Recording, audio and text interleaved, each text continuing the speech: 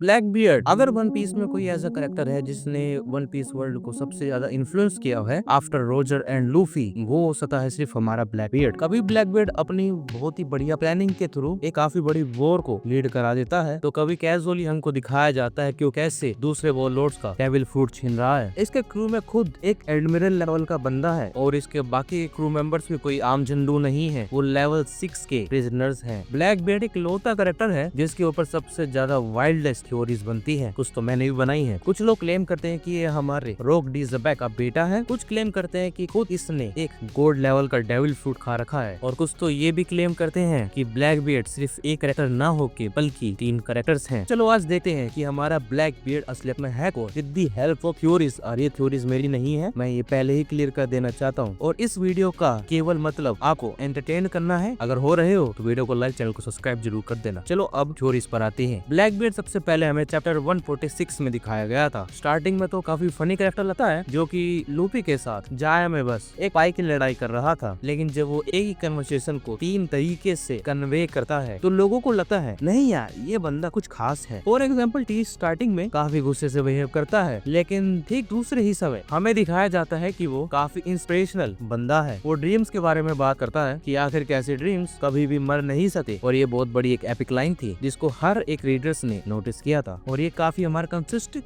Behaviour है throughout the one piece journey. जब वो व्हाइट बेड के साथ क्रू में था तो जनरली वो एक सपोर्टिव कैरेक्टर था। टीच के बिहेवियर में कुछ ऐसे है मानो जैसे कि इसके अंदर डिफरेंट आत्माएं बसती हैं, और ये कुछ खास सरप्राइजिंग भी नहीं है क्योंकि खुद जोरो और लूफी ने ये चीज नोटिस करी थी कि वो सिर्फ एक नहीं बल्कि कई और दूसरे लोग भी हैं। ये ऑल्सो एक्सप्लेन करता है उसके जोली रोजर के साइन को, कि आगे उसके जोली रोजर की साइन में 3 सर क्यों है, और ये चीज ये दिखाती है वाइल्डेस्ट थ्योरी है कि टीच के अंदर एक आत्मा की नहीं बल्कि 3 आत्माएं हैं। और कहीं ना कहीं जोली रोजर्स के साइंस उनके कैप्टन उनकी पायरेट को भी दिखाते हैं। सैंक्स का ही ले लो, जो सैंक्स का जोली रोजर का साइन है वो उसका स्कार को दर्शाता है, और वहाँ पे लूफी का उसकी हेड को। 2 से ज्यादा सोल होना ये एक्सप्लेन करता है कि आखिर टीच एक से भी ज्यादा डेविल फ्रूट को सह सकता है। शेष मेरा ये मानना है कि टीच के पास लोजिया फ्रूट है और एक पैरामेसिया, तो इन द एंड वो एक जोन डेविल फ्रूट भी आएगा। मेरा तो ये भी मानना है कि ब्लैक बियर्ड ने यामी नोमी से पहले एक दूसरा डेविल फ्रूट खाया था। ये devil fruit none other than इनो नोमी है, जो कि हमारा मॉडल सेब्रोस हो सकता है। ग्रीक मैथोलॉजी में एक कुत्ता है जिसके 3 सर हैं और इसका नाम है सेब्रस। ये हेल के किंग हेडिस का खुद का एक डॉग है, और इस डॉग के पास भी हमें बताया गया है कि 3 सर हैं। और अभी भी आप लोग कंफ्यूज हो रहे हो तो अभी मैं बताऊंगा आपको कि इसके लिंक सेब्रस से कैसे हो सकते हैं। देखो हर एनिमे का अपना एक पैटर्न होता है, अपनी एक इंस्पिरेशन होती है, जैसे कि हमारा नारुतो जो कि हिंदू माइथोलॉजी और बुद्धिज्म से काफी इंस्पायर होता है, और हमारा जो सुकाइसन इस चीज का काफी बड़ी एग्जाम्पल है, जो बुद्धिज्म के कॉन्सेप्ट से कैसे इंस्पायर था। और वन पीस के केस में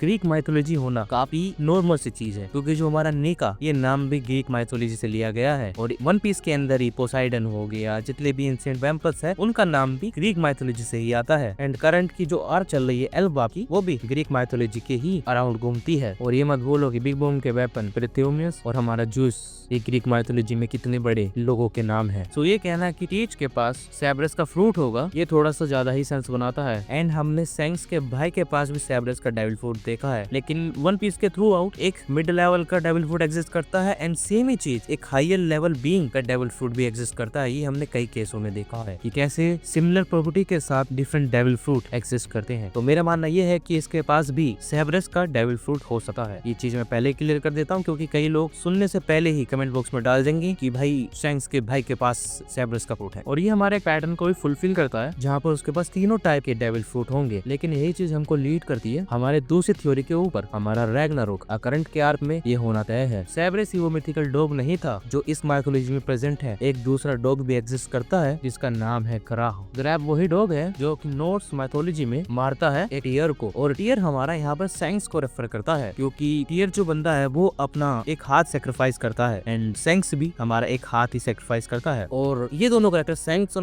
ब्लैक बियर्ड एक दूसरे के साथ बिल्कुल भी नहीं जमते हैं। थ्रू आउट द स्टोरी हमको ये चीज बताई गई है। ये वन पीस के अंदर one of the few rivals हैं जो एक दूसरे को बिल्कुल बचपन से जानते हैं। और एक चीज तो मेंशन भी है कि ब्लैक बियर्ड ही वो कैरेक्टर है जिसने सैंक्स को स्कार दिए थे, और यही चीज हमको लेकर आती है रैग्नारोक के ऊपर। रैग्नारोक ये वर्ड आया है असल में नॉर्स माइथोलॉजी से। रैग्नारोक एक बिगेस्ट फाइट है इन नॉर्स माइथोलॉजी, जहाँ पर गॉड्स ने डीमंस के साथ फाइट किया था। रैग्नारोक का रियल लाइफ में गॉड वर्सेस डीमन होना बहुत सारी चीजों को फिट करता है, जैसे सेलेस्टियल ड्रैगन वर्सेस हमारे डी क्लैन के लोग। क्योंकि सेलेस्टियल ड्रैगन को गॉड कहा जाता है एंड डी क्लैन के लोगों को डीमंस। और एक और फैक्ट, सैंक्स भी हमारा सेलेस्टियल ड्रैगन है जो कि हमारे डिसेंडेंट है वोइड नाइट का। तो इन दोनों का बैटल भैया रैग्नारोक में होना ये तो तय है। और काफी थ्योरीज भी है कि सैंक्स वर्सेस ब्लैकबीयर्ड जरूर होएगा। यहाँ पे सबसे ज्यादा सेंस यही बनेगा कि ब्लैकबीयर्ड सैंक्स को मार दे, जिसके चलते एक चेन रिएक्शन होगा और वहीं पे हमारा लूपी वर्सेस ब्लैकबीयर्ड होगा। खैर सेब्रस से एक कदम पीछे हमारा दूसरी थ्योरी के ऊपर चलते हैं। ब्लैकबीयर्ड का जो जोली रोजर है 8 बोन्स हैं और 3 सर हैं। तो थ्योरी के हिसाब से ये सिंबलाइज करता है एक क्रैकन को, क्योंकि हमारे ऑक्टोपस के पास 8 पैर होते हैं एंड 3 हार्ट होते हैं। और कहा जाता है कि 8 बोन्स जो है ये रिप्रेजेंट कर रहे हैं हमारे ऑक्टोपस के क्रैकन के 8 पैरों को, और 3 सर ये रिप्रेजेंट कर रहे हैं क्रैकन के 3 हार्ट को। एंड ऑक्टोपस भी अपने आप में ही एक मिथिकल क्रिएचर है और क्रैकन हमारा एक मॉन्स्टर टाइप क्रिएचर है जिसे 1700 में पहली बार देखा गया था। और कहा जाता है कि वो बिगेस्ट एनिमी है वो पायरेट। एंड वन पीस किसके ऊपर एग्जिस्ट करता है तुम जानते हैं, पायरेट्स के ऊपर। ये 3 हार्ट्स उसको अलाउड करते हैं कि वो कंज्यूम कर पाए 3 डेविल फ्रूट को। और ये थ्योरी काफी ज्यादा फैली जाती है हमारे सर्वरस के साथ, तो ये काफी सिमिलर चलेगी। और एक ऑक्टोपस काफी सिमिलर कैरेक्टर है हमारे ब्लैकबीयर्ड की तरह, क्योंकि ऑक्टोपस भी अपनी लाइफ में सिर्फ एक बार ही सोता है in his entire life. And through out the story हमको समझाया गया कि ब्लैकबीयर्ड सोता नहीं है। वन पीस में क्रैकन आती है नॉर्थ पोल से, अगर ये चीज उसके साथ लिंक करती है तो ये काफी ज्यादा सेंस बनाती है, क्योंकि सेंस हमारा रिप्रेजेंट करता है साउथ पोल को, जो कि हमने उसके आर्ग्यूमेंट में भी देखा है अगेंस्ट बग्गी। और रियल लाइफ में भी ऑक्टोपस जाने जाती है उनकी हाइडिंग एबिलिटीज के कारण। एंड थ्रू आउट हिस्ट्री ब्लैकबीयर्ड छुपता ही रहा है एंड जब मौका मिला है तभी उसने अटैक किया है, जिसके कारण से ये काफी ज्यादा सेंस बनाता है। वेल भाई, अगर अभी तक इस वीडियो को देख रहे हो तो यार वीडियो को लाइक कर देना, चैनल को सब्सक्राइब कर देना। लेकिन मुझको जहाँ तक लगता है ना, ये दोनों थ्योरी जो है काफी मिड है। ओडा हमको कुछ और ही दिखाएगा। ओडा ने इन चीजें पहले ही हिंट कर दी है, बट हमको काफी एपिक लेवल का क्लियरेंस मिलेगा फॉर ब्लैकबीयर्ड। नाउ चलो एक और थ्योरी के ऊपर चलते हैं जो कि हमारे ब्लैकबीयर्ड के बारे में है। योकाई वन पीस के अंदर हमको इंट्रोड्यूस करा दिए गए हैं एंड ब्लैकबीयर्ड भी हमारा एक योकाई फॉर्म को या कह लो योकाई बीस्ट को रिप्रेजेंट करता है, जिस क्रिएचर का नाम है बाइजी। ये थ्योरी हमको सबसे पहले बताती है ब्लैकबीयर्ड का लाफ। In one piece